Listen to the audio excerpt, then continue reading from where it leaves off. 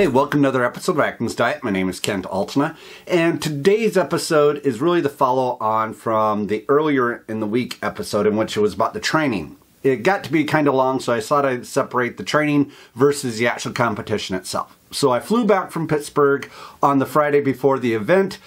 We drove up to Sioux Falls and stayed at what my wife deemed as a pretty ghetto hotel.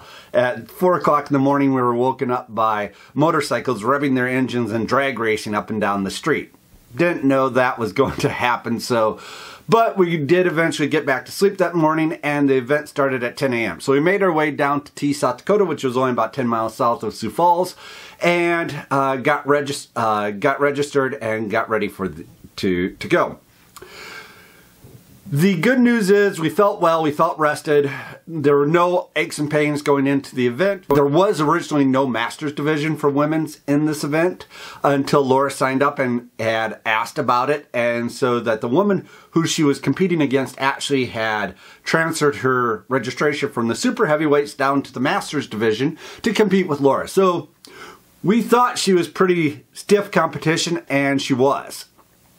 Me, on the other hand, I had registered for the Novice division, and there was, at the time of the competition, 8 other guys inside my division. So we were all doing Novice weights, so I didn't have any hope that I would win. My hope was I was just going to be competitive and not embarrass myself by not missing all the events or not being able to complete any of the events. So that going in, let's see how we did in the competition.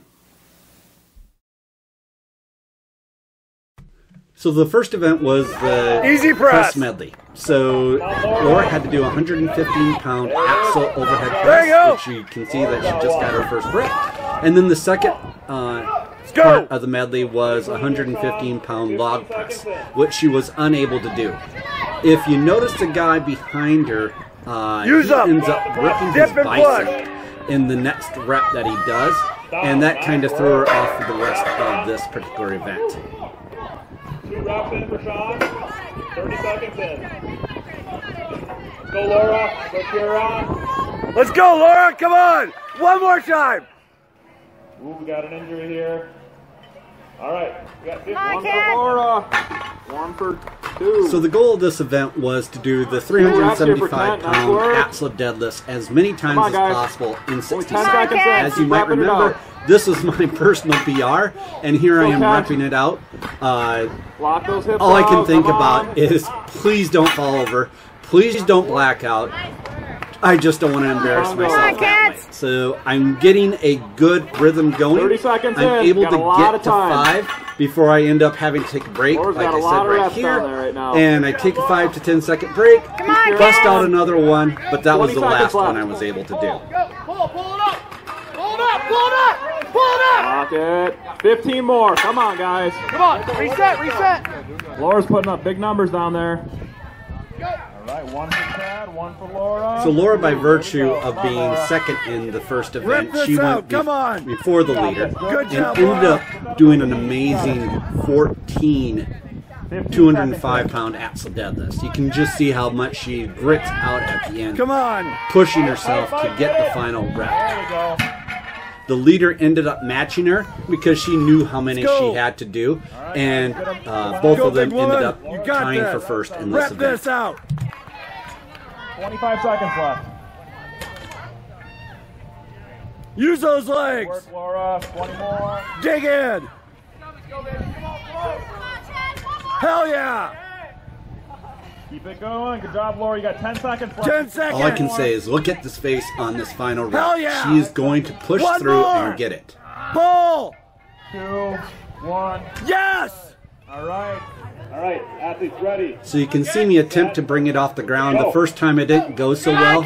So I go again and I pick it up, and all I'm thinking in my head is please don't let it fall off my shoulders. Please don't let it drop, because I don't think I can pick it up again. And I do what I characterize as a drunken sailor walk, forgetting everything my trainer told me about wide stance and all that. And all I'm thinking is please, please, please keep going. Keep on going, kids! Yeah, nice work. So my drunken sailor walk, you see my wife, who did exactly what the coach wanted us to do. Wide stance, move the hips, get underneath the weight, and progress all the way down to the finish line. She ended up missing getting first in this event by 1 or 2 seconds. Bam! 185 a hand on so at the start of this event, he says how much different the weight is between the men and the women, and all I can think is how unfair going around this corner. I have 100 pounds more in my hand than the woman does. But as you can see, this is probably my best event of all of them today, so let's just see it to the end. Come on, make the turn, squeeze tight, Kent, you got it. You got it, you got it, you got it. Keep going. Come on, Kent, finish through. Come on, let's go, Chris. Woo! Nice, go. Laura did very well in the farmer's watch. She had 105 pounds per hand. You can see her legs are moving like Dickens, and her upper body is pretty well static. Fast her turns turn, were look tight, at you go. and she powers through right through the... Tight fit wrist. Laura's cruising along here. One more straightaway. She ends up getting first in this event. You got this. Behind crowd here. So the next one was a loading medley. So the first sandbag was 175 pounds. I pick it up, and about this time, my vision starts narrowing, and I start feeling like I'm going to black out. So at this point, I slowed down, but I do end up easily getting over the bar. So the next one was a 200-pound keg, and I had never done kegs inside of our training, so I really wasn't sure how to get it over the bar. If someone had told me just do it like an Atlas stone, it would have gone over quickly. However, it took the 2 feeble attempts before the counter that was right next to me said, "Hey, dummy, put your hands on the outside of the keg, put it in your lap, and then use your chest to put it over the bar," which you can see me doing right about here.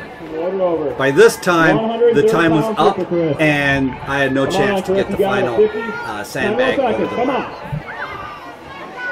Come on, Chris, bring it to your lap.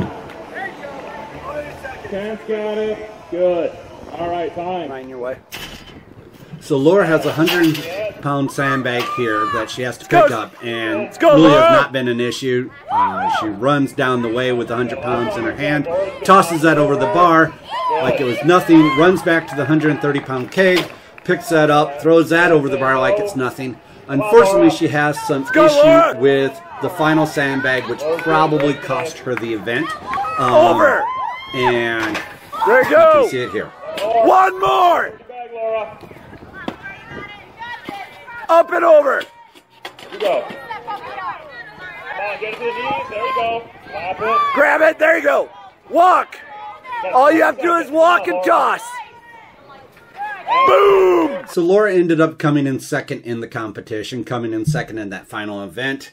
I came in last, although I only finished last in that first event, in which I was unable to do any reps of the overhead press.